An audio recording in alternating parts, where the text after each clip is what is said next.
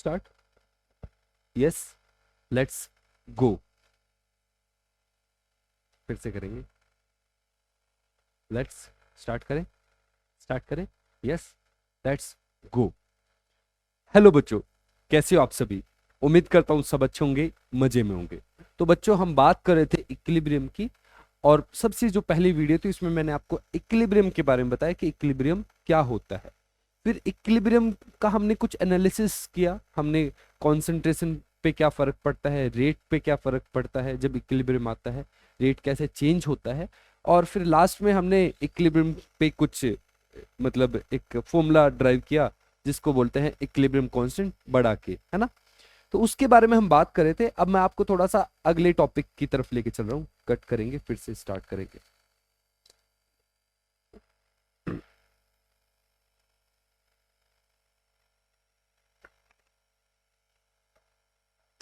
चलिए स्टार्ट करें। Let's go. Hello बच्चों, कैसे हो आप सभी? उम्मीद करता हूं सब अच्छे होंगे, मजे में होंगे। तो बच्चों, हम बात कर रहे थे इक्विलिब्रियम की। सबसे पहली जो वीडियो थी उसमें मैंने आपको इक्विलिब्रियम के बारे में बताया कि इक्विलिब्रियम क्या होता है, इक्विलिब्रियम की कैरेक्टरिस्टिक्स बताई। उसके बाद मैंने इक्विलिब्रियम का एनालिसिस किया सेकंड वीडियो में, और आज हम उसी चीज को आगे बढ़ा रहे हैं और एक्टिव मास को समझने की कोशिश करते हैं। एक एक वर्ड होता है एक्टिव मास, तो उसको समझेंगे एक्टिव मास क्या है। तो सबसे पहले मैं आपको एक्टिव मास को समझाता हूं कि एक्टिव मास का मतलब क्या है। तो इस वर्ड से थोड़ा सा समझ में आ रहा है, वो मास जो एक्टिव है, इसका मतलब क्या। इसको एक एग्जांपल से समझते हैं। जैसे कोई रिएक्शन हो रही है, तो रिएक्शन हो रही है, उस रिएक्शन के दौरान कितना मास एक्टिव है, एक्टिवली पार्टिसिपेट कर रहा है रिएक्शन में, उसको बोलते हैं एक्टिव मास। मतलब समझो यार। जैसे कोई रिएक्शन है ना, ये एसिड है मान लो, और एसिड की रिएक्शन है ना, मैं चौक के साथ कराना चाहता हूं। चौक मतलब कैल्शियम कार्बोनेट, है ना। तो इसके अंदर एक चौक का टुकड़ा डाल दिया। अब ये जो चौक का टुकड़ा है, इसका वजन है मान लेते 5 ग्राम। अब मैंने 5 ग्राम डाला है, लेकिन ये 5 ग्राम पूरा का पूरा पार्टिसिपेट नहीं कर पा रहा रिएक्शन में। क्यों? क्योंकि जो पार्ट बाहर है, ये वाला पार्ट, बस इतना ही पार्ट रिएक्शन में पार्टिसिपेट कर रहा है। बाकी जो अंदर वाला पार्ट है, जैसे ये वाला पार्ट, ये रिएक्शन में पार्टिसिपेट नहीं कर रहा है। तो 5 ग्राम अपन ने चौक लिया, लेकिन उसमें से एक्टिव मास कितना है, कितना एक्टिव है, कितना एक्टिवली पार्टिसिपेट कर रहा है रिएक्शन के दौरान, उसको बोला जाता है एक्टिव मास, है ना। तो एक्टिव मास कितना है, जो ये आउटसाइड में है, जो बाहर वाला मास है, वही पार्टिसिपेट कर रहा है रिएक्शन के दौरान, तो उसको बोलते हैं एक्टिव मास। समझ में आया है क्या? तो पहले एक्टिव मास की डेफिनेशन लिखते हैं, फिर इसको निकालना सीखते हैं। तो what is active mass? So it is the mass of substance that is actively participating in a reaction। ठीक है, तो उसको बोलते हैं एक्टिव मास। एक्टिव मास क्या है वो तो समझ में आ गया। इसको मेन चीज है कैसे निकालना कैसे होता है। तो एक्टिव मास को निकालना सीखते हैं। तो एक्टिव मास आपसे निकालना पूछेगा भाई, वो 3-4 चीजों के लिए। तो सबसे पहले बोलेगा कि भाई कोई सोल्यूशन है। सोल्यूशन मतलब नमक को पानी में मिक्स कर दिया, उसका एक्टिव मास पूछेगा। कोई चीज एक्वस फेज में या सोल्यूशन में है, तो उसका एक्टिव मास। दूसरा एक्टिव मास पूछेगा आपसे गैसेस का। और तीसरा active mass pure, liquid and pure solids का। ठीक है, इसको समझते हैं थोड़ा सा, फिर मैं आपको बताऊंगा एक्टिव मास क्यों पढ़ रहे हैं। तो किसी सॉल्यूशन का अगर आपको एक्टिव मास निकालना है, तो सॉल्यूशन का एक्टिव मास निकालने के लिए, एक्टिव मास अगर आप निकालना चाहते हो, तो उसकी आप कॉन्सेंट्रेशन निकाल दीजिए। कॉन्सेंट्रेशन समझते हो? कॉन्सेंट्रेशन मतलब, कॉन्सेंट्रेशन वैसे तो बहुत सारी होती है, यहां सिंपली मतलब कॉन्सेंट्रेशन का मतलब है आप मोलैरिटी निकाल दीजिए। अगर आपसे कोई एक्टिव मास पूछेगा, एक्टिव मास सॉल्यूशन का, तो आपको क्या निकालना रहेगा? उसकी कॉन्सेंट्रेशन। और कॉन्सेंट्रेशन कैसे निकालोगे? मोलैरिटी फाइंड आउट करोगे। और मोलैरिटी कैसे निकालनी है?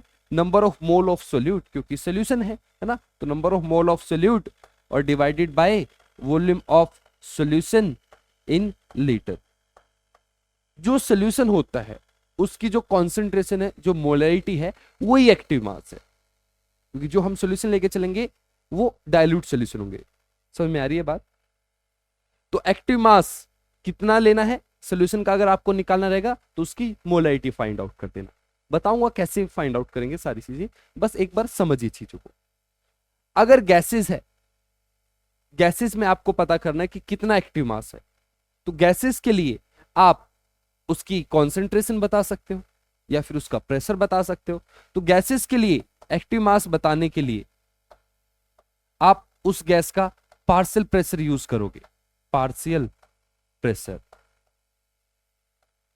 पार्शियल प्रेशर समझते हो? मान लो एक कंटेनर है, उसके अंदर बहुत सारी गैस है, 4 गैस है, तो एक गैस कितना प्रेशर लगा रही है उसको बोलते हैं उस गैस का पार्शियल प्रेशर, है ना। एक इंडिविजुअल गैस का जो प्रेशर होता है किसी भी सिस्टम के अंदर उसको बोलते हैं पार्शियल प्रेशर। जो गैस जितना ज्यादा पार्शियल प्रेशर लगाएगी मतलब वो उतना ज्यादा रिएक्टिव, इतना ज्यादा एक्टिव है। तो active mass directly proportional to partial pressure. तो अगर गैसेस के केस में अगर आपको एक्टिव मास निकालना है तो आप उसका पार्शियल प्रेशर निकाल दीजिए, ठीक है। और एक और काम कर सकते हैं, और एक्टिव मास आप गैस का कॉन्सेंट्रेशन की मदद से भी बता सकते हो। ये कैसे, तो समझना थोड़ा सा। पीवी इक्वल टू एनआरटी होता है, कोई भी गैस आइडियल गैस होती है तो उसका ये फॉर्मूला रहता है।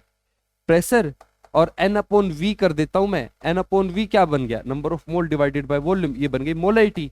मोलैरिटी आरटी मतलब कॉन्सेंट्रेशन, सीआरटी, कॉन्सेंट्रेशन को सी से डिनोट कर रहा हूं। तो मैं बोल रहा हूं कि partial pressure is directly proportional to concentration.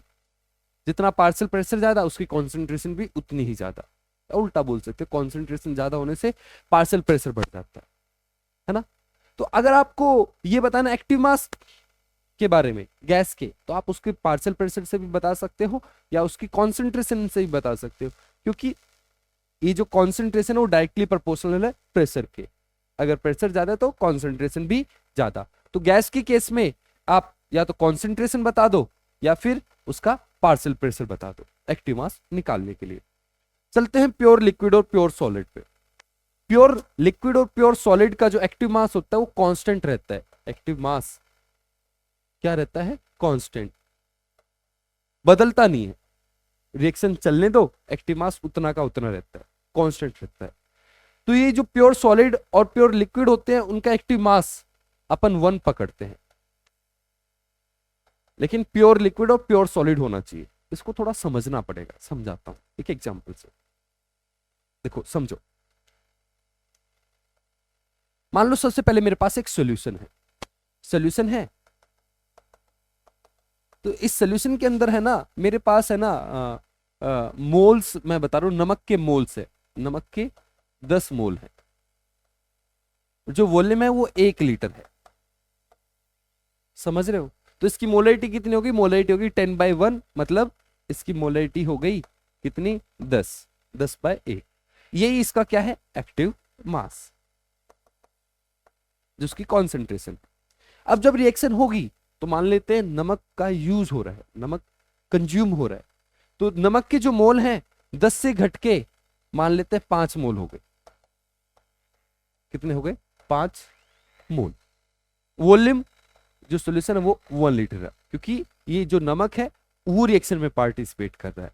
तो मोलैरिटी कितनी हो गई यहाँ पे, number of mole 5, volume 1, molarity होगी 5। तो यहाँ पे मोलैरिटी बदल रही है, एक्टिव मास चेंज हो रहा है जैसे जैसे रिएक्शन प्रोग्रेस करेगी, समझ रहे हो। तो एक्टिव मास चेंज हो रहा है कब, जब सॉल्यूशन है, जब क्या है, सॉल्यूशन है। समझ में आ रही है बात। वो कंज्यूम होगा तो एक्टिव मास बदलेगा। अब प्योर लिक्विड और प्योर सॉलिड को समझते हैं। जैसे एक प्योर लिक्विड ले लेते हैं, पानी ले लेते हैं। पानी मेरे पास 1 लीटर है, ठीक है। इस पानी की मुझे मोलैरिटी निकालनी है, तो पानी की मोलैरिटी निकालने का फॉर्मूला है number of mole divided by volume. अब पानी के मोल कितने, प्योर पानी इसके अंदर कुछ नहीं है, पानी के मोल कितने, तो मोल निकालने के लिए मैं निकाल सकता हूं given mass upon molar mass, लेकिन मेरे पास पानी का वेट नहीं है। तो मुझे पानी की डेंसिटी पता है 1 ग्राम पर ml होती है ना। तो उसकी मदद से मैं पानी का वेट निकाल सकता हूं। तो पानी का वेट कितना आ गया, 1000 ग्राम, क्योंकि 1000 ml है ना। तो उसका वेट कितना होगा 1000 ग्राम, क्योंकि उसकी डेंसिटी 1 रहती है पानी की। पानी का मोलर मास 18, इसको जब आप कैलकुलेट करोगे 55.5 आएगा। ठीक है, तो मोलरिटी निकालते हैं 55.5, ये पानी के मोल हैं और पानी की वॉल्यूम कितने हैं 1, ये मोलरिटी आ गई। ठीक है, अब रिएक्शन हुई और पानी कंज्यूम हुआ, पानी है तो कंज्यूम हो रहा पानी। अब पानी जो बचा वो बस 500 ml बचा, रिएक्शन में पार्टिसिपेट कर गया। मान लो डिकम्पोजिशन हो रहा है पानी का, तो रिएक्शन ये पानी 500 ml बचा। अब इसकी फिर से मोलरिटी फाइंड आउट करते हैं। समझना यार, समझना, क्या समझाने की कोशिश करो, उसको समझने की कोशिश करो। मोलरिटी इस पानी की, तो number of mole divided by volume, और नंबर ऑफ मोल निकालने जाऊंगा 500 ग्राम डिवाइडेड बाय 18। सही है, तो मोल आगे मेरे 500 बटे 18, और वॉल्यूम कितनी है 500 ml, इसको लीटर में करेंगे तो 500 यहाँ पे और 1000 ऊपर, क्योंकि लीटर में किया, 500 से 500 घटा 1000 बाई 18, फिर से आगे मोलरिटी 55.5। यहाँ पे भी कितने हैं मोलरिटी 55.5। तो मैं क्या बताने की कोशिश कर रहा हूं मैं आपको, कि जो प्योर लिक्विड जो होते हैं या प्योर सॉलिड वो रिएक्शन में पार्टिसिपेट भी करे तो उनका एक्टिव मास में कोई चेंज नहीं आता है, उनकी मोलरिटी नहीं बदलती है, उनका एक्टिव मास कांस्टेंट रहता है। किसका? प्योर लिक्विड और प्योर सॉलिड का। इसीलिए उनके एक्टिव मास को अपन 1 पकड़ लेते हैं। समझ रहे हो क्या मेरी बात? समझ रहे हो? तो यहां पे एक्टिव मास कितना आया 1। क्यों आया? क्योंकि एक्टिव मास क्या रहता है कांस्टेंट। कांस्टेंट क्यों रहता है? क्योंकि कॉन्सेंट्रेशन अपनी कांस्टेंट रहती है। इसको एक और तरीके से समझ सकते हैं, मोलरिटी का फॉर्मूला होता है N/V। N क्या है? Given mass. M क्या है? Molar mass. W/V weight by volume, इसको बोलते हैं डेंसिटी। तो डेंसिटी अपॉन मोलर मास। तो प्योर लिक्विड है, प्योर सॉलिड है, तो उसकी डेंसिटी में कोई बदलाव आएगा ही नहीं, चाहे वो कितना भी कम हो जाए। पानी 1 लीटर रहे या 1 ml रहे, डेंसिटी तो सेम रहेगी, और पानी का मोलर मास भी तो सेम रहेगा 18। तो उसकी मोलरिटी क्या रहेगी? कांस्टेंट। मोलरिटी क्या रहती है? कांस्टेंट। लेकिन किसकी? प्योर लिक्विड और प्योर सॉलिड की। तो उसकी कॉन्सेंट्रेशन कांस्टेंट रहती है, इसलिए उसके एक्टिव मास को कितना पकड़ते हैं अपन? 1 पकड़ते हैं। एक्टिव मास निकालना आया आपको? एक्टिव मास समझ में आया? अच्छा, एक्टिव मास क्यों पढ़ रहे हैं अपन? तो आपने क्वांटिटेटिव एनालिसिस किया था, याद है क्वांटिटेटिव एनालिसिस? तो उसमें हम बोलते थे rate of forward reaction is directly proportional to concentration of reactant. जैसे कोई रिएक्शन है ए से B, concentration of reactant. Actually असलियत में अगर हम बात करें, जो लॉ ऑफ मास एक्शन है, लॉ ऑफ मास एक्शन, जो क्वांटिटेटिव एनालिसिस करते हैं मास एक्शन, तो वो ये बोलता है असलियत में कि जो रेट ऑफ फॉरवर्ड रिएक्शन है वो डायरेक्टली प्रोपोर्शनल है एक्टिव मास, जितना पार्टिसिपेट कर रहा है, active mass of A. Rate of reaction, rate of forward reaction is directly proportional to active mass of A. अब एक्टिव मास ए का क्या लेंगे अगर सॉल्यूशन में, तो उसकी कॉन्सेंट्रेशन ले लेते हैं। तो डायरेक्ट हम क्या बोलते हैं? Rate of forward reaction is directly proportional to concentration of reactant. Concentration क्यों ले रहे हैं? क्योंकि एक्टिव मास को हम कॉन्सेंट्रेशन के इक्वल करते हैं। समझ में आ रही है बात? लेकिन जो real law of mass action है वो ये बोलता है rate of forward reaction is directly proportional to active mass of A. तो अपना जो ये इक्विलिब्रियम का जो कांस्टेंट होता है, इसमें क्या रहता है? Concentration of B upon concentration of ए।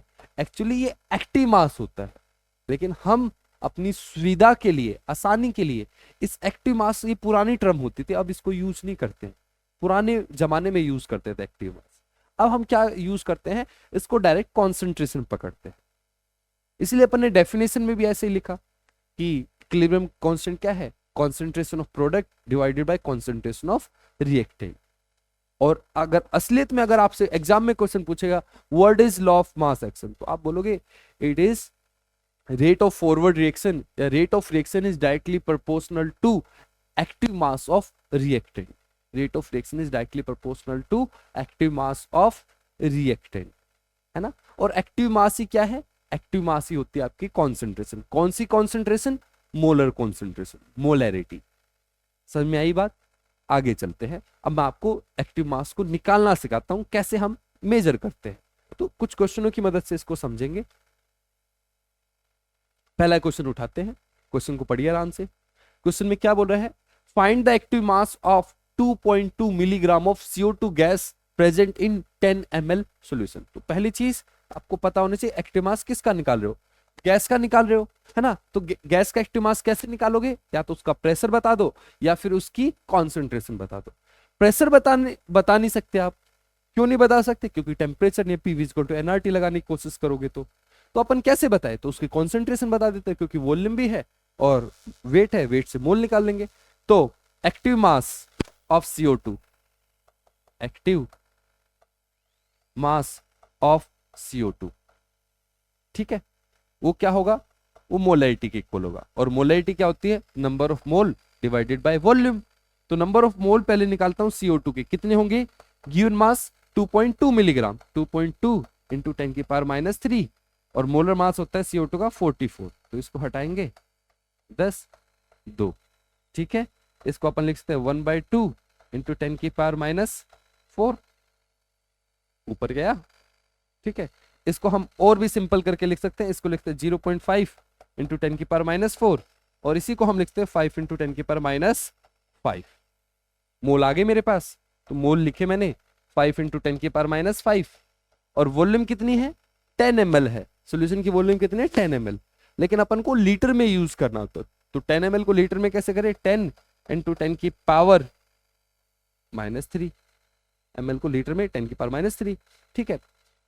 ये कितना हुआ, ये 5 इंटू ये 10 की पावर -2 बचेगा ओवरऑल, है ना, ऊपर जाएगा तो 5 10 की पावर -3, ये आपकी मोलैरिटी आ गई, ये आपका एक्टिव मास आ गया CO2 का। समझ में आया, थोड़ा और समझने की कोशिश करते हैं एक और क्वेश्चन की मदद से। देखिए क्वेश्चन पढ़िए, find the active mass of 1.8 into 10 की power 24 molecules of SO3 gas present in 2 litre solution. SO3 gas है, उसका एक्टिव मास निकालना है, तो एक्टिव मास कैसे निकाले, तो मैंने बोला एक्टिव मास निकालने के लिए आप प्रेशर का यूज कर सकते हो, गैस है तो, या फिर उसकी कॉन्सेंट्रेशन। यहाँ पे फिर से प्रेशर मेजर नहीं कर पाओगे तो आप कॉन्सेंट्रेशन को मेजर करोगे। कैसे करोगे, तो एक्टिव मास किसका निकाल रहे हैं, active mass of CO2 is equal to molarity, molarity is equal to N/V। तो मोल कैसे निकालोगे SO3 के, तो उसके मॉलिक्यूल्स दिए जा रहे हैं, तो 1.8 इंटू 10 की पावर 24, और डिवाइड कर दोगे एवोगैड्रो नंबर से, आपने एक फॉर्मूला पढ़ा है N is equal to N/Na, है ना। तो 6 इंटू 10 की पावर 23, मैं 6 ही यूज करूंगा ताकि कैलकुलेशन आसान हो जाए। इसको हटाया, नीचे आया 10, 6 3 18, ठीक है, ये 24, तो नंबर ऑफ मोल आ गए मेरे पास 3। समझ आई बात, ये कट जाएगा, ये 24 24, तो 3 मोल है, और वॉल्यूम कितनी है अपनी 2 लीटर, तो 3/2 मतलब 1.5 मोल पर लीटर, ये एक्टिव मास आ गया आपका, ये आपकी मोलैरिटी आ गई, जो मोलैरिटी वही एक्टिव मास। एक और क्वेश्चन करते हैं, थर्ड क्वेश्चन, इसको देखिए, ये थोड़ा अलग सा है। Find the active mass of 0.051 gram पर ml of NH3 gas, density दी है, और उससे आपसे एक्टिव मास पूछा है। एक्टिव मास निकालेंगे किसकी मदद से, मोलैरिटी की मदद से, क्योंकि अगर आपको प्रेशर निकालना है टेम्परेचर चाहिए रहेगा। तो कैसे, अब मोलैरिटी कैसे निकाले, तो इस ये जो डेंसिटी दी जा रही है इसको आप लिखो, पहले खोल के लिखो, इसका मतलब क्या है, तो इसका मतलब है 0.0051 gram of NH3 in 1 ml of solution. Density का मतलब ये कि अगर आप 1 ml लोगे NH3 तो उसमें उसका मास कितना आएगा 0.051 ग्राम, यही तो होती है डेंसिटी, ठीक है। अब इसको मोलैरिटी में कन्वर्ट करना है, कैसे करें, तो मोलैरिटी फाइंड आउट करने के लिए number of mole divided by volume. Number of मोल कैसे निकालें, तो आप देखो नंबर ऑफ मोल, NH3 का मास पता है आपको, तो गिवन मास कितना है 0.0051, और मोलर मास होता है 17, है ना। तो इसको हटाएंगे, नीचे कितनी 0 4, 17 3 51, तो ये आया 3 इंटू 10 की पावर -4 मोल। मोल आ गए 3 इंटू 10 की पावर -4 मोल, और वॉल्यूम कितनी है, ये 1 ml में है, इतने मोल्स, है ना। तो वॉल्यूम कितनी हो गई 1 ml, तो ml को लीटर में करें 10 की पावर -3, तो आंसर कितना आएगा 3 इंटू 10 की पावर -1, मतलब 0.3 मोल पर लीटर या 0.3 मोलर, ये आपका एक्टिव मास हुआ। क्लियर है? आगे बढ़ते हैं, लास्ट क्वेश्चन, इसको आप करने की कोशिश करो। क्या बोल रहा है? Find the active mass of 5 gram of calcium carbonate present in 2 litre container. 2 litre का कंटेनर है और आपको उसका एक्टिव मास बताना है, किसका? कैल्शियम कार्बोनेट का। अब आपको ये पता होना चाहिए कैल्शियम कार्बोनेट है वो सॉलिड होता है ना? कितने ही बड़े कंटेनर में रखा रहने दो, 10 लीटर को 50 लीटर का, उसका एक्टिव मास 1 ही आने वाला है। आप मोल वोल नहीं निकालने की जरूरत थी, है ना इसमें। तो इसका एक्टिव मास कितना? 1। एक्टिव मास 1 क्यों? क्योंकि प्योर सॉलिड है। ठीक है, अब प्योर है नहीं है वो कैसे पता लगेगा? अगर वो कैल्शियम कार्बोनेट दे, कुछ भी दे, तो वो कुछ भी सॉलिड देगा तो प्योर ही समझना है, उसमें इम्प्योरिटी नहीं है। ठीक है, इम्प्योर होता है तब उसका एक्टिव मास बदलता है, नहीं तो एक्टिव मास को कितना पकड़ते हैं अपन? 1। क्लियर है? आगे बढ़ेंगे।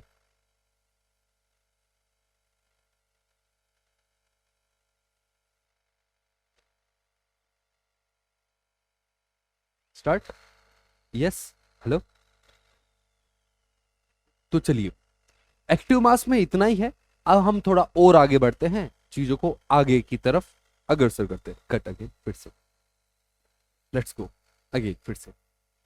तो एक्टिव मास में आपको इतना ही पढ़ना है, आपको एक्टिव मास निकालना आना चाहिए। एक्टिव मास कैसे निकालोगे?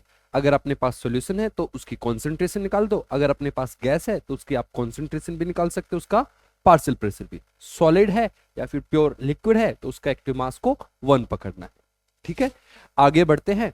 अगला जो टॉपिक है, इंपॉर्टेंट टॉपिक है, थोड़ा अच्छे से समझना। अगला टॉपिक है रिप्रेजेंटेशन ऑफ के याद है ना? Equilibrium constant. तो ये जो के होता है, ये जो के है, ये अलग अलग तरीके से आप इसको रिप्रेजेंट कर सकते हो। इसको आप केसी से रिप्रेजेंट कर सकते हो, केपी से, के एक्स, के एन, के पीसी भी होता है ना? होते बहुत सारे। इनका मतलब क्या है पहले समझाता हूं। Equilibrium constant in terms of concentration, Kc मतलब equilibrium constant in terms of concentration. Equilibrium constant in terms of partial pressure. Equilibrium constant in terms of mole fraction. Equilibrium constant in terms of mole. Equilibrium constant in terms of partial pressure and concentration. है बहुत सारे, लेकिन अपन का जो main focus है वो ये है, केसी और KP. Equilibrium constant in terms of concentration and equilibrium constant in terms of partial pressure. इनको समझेंगे एक एक करके। पहले आपको थोड़ा सा और चीजों के बारे में आइडिया देता हूं। तो अगर अपने पास कोई रिएक्शन है, जैसे A plus B gives C D, और इसका इक्विलिब्रियम कांस्टेंट आपसे पूछे, तो आप क्या करोगे? Product upon reactant. लेकिन अगर आपसे पूछे केसी, तो केसी कैसे लिखते हैं? तो केसी लिखने का तरीका है कॉन्सेंट्रेशन ऑफ सी पावर में छोटा सी, कॉन्सेंट्रेशन ऑफ डी पावर में छोटा डी। जो कॉन्सेंट्रेशन होता है उसको ये डबल ब्रैकेट से दिखाते हैं। कॉन्सेंट्रेशन ऑफ ए पावर में छोटा ए, कॉन्सेंट्रेशन ऑफ बी पावर में छोटा बी। अगर मैं कॉन्सेंट्रेशन लिखता हूं इक्विलिब्रियम कांस्टेंट के एक्सप्रेशन में, तो उसको बोला जाता है केसी। इसी चीज को, के को मैं प्रेशर की टर्म्स में भी लिख सकता हूं। कैसे? समझना। Partial pressure of C power में छोटा c, partial pressure of D power में छोटा d, partial pressure of A power में छोटा a, partial pressure of B power में छोटा बी। केसी हुआ, केपी हुआ। अब केएन लिखता हूं। केएन लिखना है तो केएन लिखने के लिए क्या? Mole of C product power में छोटा C, mole of D power में छोटा D, mole of A power में छोटा A, mole of B power में छोटा बी। बोर मत होइए, समझाऊंगा मैं, कुछ चीज समझाने की कोशिश करूंगा, तो समझना बस ध्यान से, इंपॉर्टेंट है। के एक्स kx कैसे लिखेंगे? मोल फ्रैक्शन ऑफ c पावर में छोटा c, mole fraction of d power में छोटा d, दिख रहा है ना? Yes. Mole fraction of a power में छोटा a, mole fraction of b power में छोटा b। तो ये इस तरीके से आप इक्विलिब्रियम कांस्टेंट को आप निकालोगे। इस तरीके से 4 इक्विलिब्रियम कांस्टेंट है। ये जो पीसी है इसका अपन में कोई लेना देना नहीं होता, लेना तो इन दोनों का भी नहीं होता, ये भी अपने सिलेबस में नहीं होते, लेकिन बुक्स में ये kx मिल जाता है, k नहीं मिलेगा आपको, kx मिल जाता है। लेकिन अपना जो सिलेबस है उसमें kc और kp पे अपन को ज्यादा फोकस करना है ना? kc kp अपन अपने सिलेबस में ज्यादा पूछेगा, kx अलग अलग किसी किसी बुक में पूछेगा, एग्जाम में इससे क्वेश्चन नहीं पूछते। kpc तो होता ही नहीं है, तो मैंने आपको ऐसे ही बता दिया, kn भी होता है, ये भी ऐसे ही बता दिया है आपको, ठीक है। अब चीजों को और अच्छे से समझने की कोशिश करते हैं। तो देखो ये kc kp अलग अलग क्यों बनाए इन लोगों ने, उसका रीजन है। जैसे अगर अपने पास कोई सॉल्यूशन है, सॉल्यूशन, तो सॉल्यूशन के लिए आप क्या मेजर करोगे? प्रेशर तो मेजर करोगे नहीं, तो क्या मेजर करोगे? केसी मेजर करोगे। तो सॉल्यूशन के लिए डिफाइन होता है केसी, केपी डिफाइन नहीं होता है, केपी इज नॉट डिफाइंड। क्यों डिफाइन नहीं होता भाई? अरे सॉल्यूशन में प्रेशर कहां से आएगा? गैस होगी तभी तो प्रेशर आएगा, तो सॉल्यूशन के लिए सिर्फ केसी। अगर अपने पास गैस है तो गैस के लिए आप केसी भी मेजर कर सकते हो, केपी भी मेजर कर सकते हो। क्यों? गैस की कॉन्सेंट्रेशन भी होती है, गैस का प्रेशर भी होता है। जैसे एक्टिव मास आपने देखा, तो एक्टिव मास गैस का निकालना है तो आप कॉन्सेंट्रेशन से भी निकाल सकते हो और प्रेशर से भी निकाल सकते हो। तो इसलिए गैस के लिए केसी भी डिफाइन होता है और केपी भी। क्लियर है? अपना जो ये है क्या बोलते हैं, क्या है ये, kx kn, ये सभी के लिए निकाल सकते हो। इसमें ये नहीं कि सॉल्यूशन के लिए kx नहीं निकाल सकते या गैस के लिए, सभी के लिए मोल फ्रैक्शन मोल सभी के लिए निकलेगा, for all, for both. Gas के लिए भी है, गैस एंड सॉल्यूशन दोनों के लिए ये डिफाइन होते हैं kx एंड kn, ठीक है। सबसे इंपॉर्टेंट बात, इस चीज को थोड़ा गौर से सुनना, नोट लिख लेना, बड़ा इंपॉर्टेंट नोट है ये, कि जो प्योर सॉलिड और प्योर लिक्विड होता है उसका एक्टिव मास 1 पकड़ते हैं। क्यों 1 पकड़ता है? उसका रीजन है क्योंकि उनकी कॉन्सेंट्रेशन में कोई चेंज नहीं आता। तो जब हम उनको इक्विलिब्रियम कांस्टेंट में लिखेंगे तो उनकी जो कॉन्सेंट्रेशन है उसकी जगह हम 1 पकड़ते हैं, या आप बोल सकते हो उनको हम रिप्रेजेंट करते नहीं है शॉर्टकट में। समझ में आ रही है बात? जो प्योर लिक्विड है, प्योर सॉलिड है, उसका एक्टिव मास 1 होता है, उसकी कॉन्सेंट्रेशन 1 होती है। तो जब आप एक्सप्रेशन में उनको लिखोगे तो 1 लिखोगे, आप बोल सकते हो उनको हम लिख ही नहीं रहे, उनकी जगह तो 1 लिख रहे हैं, है ना? तो मैं क्या बोलना चाह रहा हूं, pure liquid and pure solids are not included in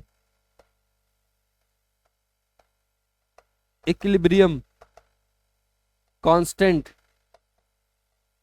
expression. क्यों? Because their concentration remains constant और active mass is equal to 1। समझे क्या? एक एग्जांपल समझाता हूं, एक एग्जांपल। सामने देखो एक क्वेश्चन है आपके सामने, एक इक्वेशन दी और इसके लिए आपको केपी निकालना है, केसी निकालना है, केएक्स निकालना है, केएन निकालना है, डेल्टा एन जी निकालना है। डेल्टा एन जी निकालना जानते हो क्या? डेल्टा एन जी का मतलब क्या है बताता हूं। तो सबसे पहले अपन केपी निकालते हैं, केपी। तो केपी निकालने जाओगे, पहले केसी निकाल लेते हैं, केसी आपको आसान पड़ता होगा। तो केसी कैसे निकालोगे? तो केसी निकालने के लिए आप लिखते हो concentration of C, concentration of A की पावर में ए, कॉन्सेंट्रेशन ऑफ बी, ठीक है। अब जो कॉन्सेंट्रेशन ऑफ सॉलिड है, जो एक्टिव मास है एक्चुअली, वो कितना है? 1। उसको 1 पकड़ना क्योंकि वो कांस्टेंट रहता है, तो उसको तो इंक्लूड करना ही नहीं है, ठीक है। कॉन्सेंट्रेशन ऑफ बी जो भी है, और कॉन्सेंट्रेशन ऑफ ए की पावर ए। तो मैं ये बोलना चाह रहा था आपको कि जो प्योर सॉलिड होते हैं उनको अपन इंक्लूड करते ही नहीं है। इंक्लूड करने का ना करने का मतलब क्या है कि भाई हम उनको वन पकड़ते हैं, तो डायरेक्टली अपन क्या करेंगे, जो प्योर सॉलिड होंगे, प्योर लिक्विड होंगे, उनको हम एक्सप्रेशन में इंक्लूड करेंगे नहीं कभी भी। ठीक है, ऐसे ही अगर आपको केपी निकालना है, अब केपी कैसे निकालोगे, तो इसको तो इंक्लूड करना ही नहीं है, सी को तो देखना ही नहीं है। नीचे आओगे तो नीचे कौन है, गैस ये है, तो पार्शियल प्रेशर ऑफ ए की पावर ए। अब ये तो गैस है ही नहीं, तो इसका पार्शियल प्रेशर होगा ही नहीं, तो इसको इंक्लूड नहीं करना। समझ में आ रही है बात? केपी में सिर्फ जो गैस है उनको इंक्लूड करेंगे, सॉल्यूशन को इंक्लूड नहीं करते हैं अगर इस रिएक्शन का आपको केपी निकालना है। केसी हुआ, केपी हुआ। अब मान लो किसी ने केएन पूछा, तो केएन कैसे निकालोगे, तो सॉलिड को आपको इंक्लूड नहीं करना है, नीचे mole of B mole of A power में ए। कि एक्स निकालना है तो यहां पे भी सॉलिड को इंक्लूड नहीं करना है, mole fraction of B mole fraction of A power में ए। सही है।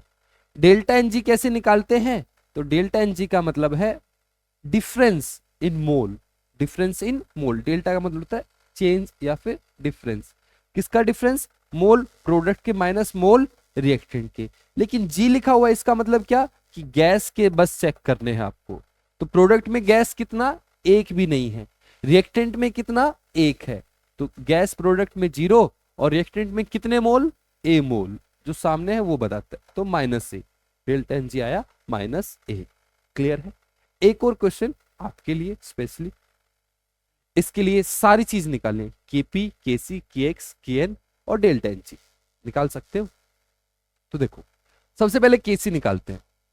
केसी कॉन्सेंट्रेशन को स्क्वायर ब्रैकेट से दिखाते हैं ना, तो KC concentration of C, aqueous है तो लिखेंगे भाई सॉल्यूशन है। नीचे कॉन्सेंट्रेशन ऑफ बी पावर में B, concentration of A power में ए।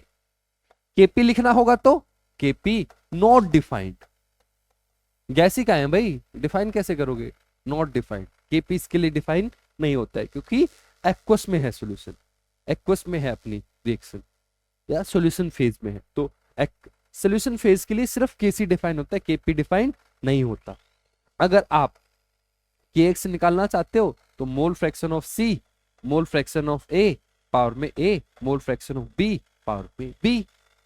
केएन निकालना चाहते हो, मोल ऑफ सी नीचे मोल ऑफ ए पावर में a mole of B power में बी। डेल्टा एनजी निकालना चाहते हो तो डेल्टा एनजी 0, क्योंकि ना प्रोडक्ट में गैस के मोल है ना रिएक्टेंट में गैस के मोल है, तो डेल्टा एनजी 0। इसके लिए कुछ है ही नहीं डेल्टा एनजी। ठीक है, लास्ट क्वेश्चन, फिर अगली वीडियो मिलेंगे। जो मुझे समझाना था वो मैंने आपको समझा दिया। इस रिएक्शन के लिए आपको सारी चीज मेजर करनी है, केपी, केसी, केएक्स, केएन और डेल्टा एनजी। बताओ, KP, KC, KX, KN not defined. आप बोलोगे ऐसा कैसे हो गया भाई, ये सारी चीज इक्विलिब्रियम कांस्टेंट है ना, रिवर्सिबल रिएक्शन के लिए डिफाइन होते हैं। रिएक्शन कैसी है, सिंगल एरो लगा हुआ है, इरिवर्सिबल रिएक्शन है। इरिवर्सिबल रिएक्शन में इक्विलिब्रियम होता ही नहीं है, इक्विलिब्रियम नहीं होता तो इक्विलिब्रियम कांस्टेंट कैसा।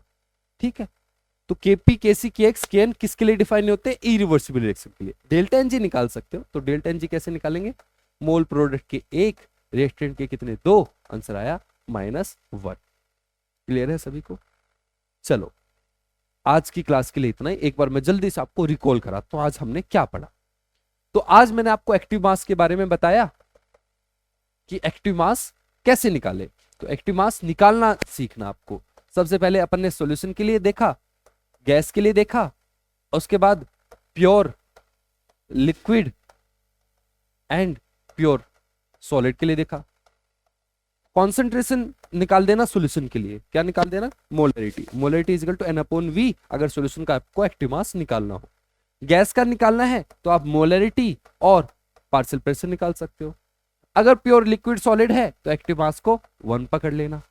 एक्टिव मास निकालना सीखा। उसके बाद आपको मैंने के बारे में बताया कि के केसी भी की टर्म्स में, कॉन्सेंट्रेशन की टर्म्स में हो सकता है, प्रेशर की टर्म्स में हो सकता है, मोल की टर्म्स में हो सकता है और एक्स की टर्म्स में। कैसे निकालना है तो आपको बताया, जो केसी है वो सिर्फ सॉल्यूशन के लिए एंड गैस के लिए, दोनों के लिए डिफाइन होता है। केपी ओनली फॉर गैस, सिर्फ गैस के लिए डिफाइन करते हैं। के एन के एक्स सभी के लिए, ठीक है। Pure solid and pure liquid को अपन इक्विलिब्रियम कांस्टेंट के एक्सप्रेशन में इंक्लूड नहीं करते हैं। आज के लिए इतना ही, मिलते हैं अगली क्लास में, तब तक के लिए गुड बाय, थैंक यू।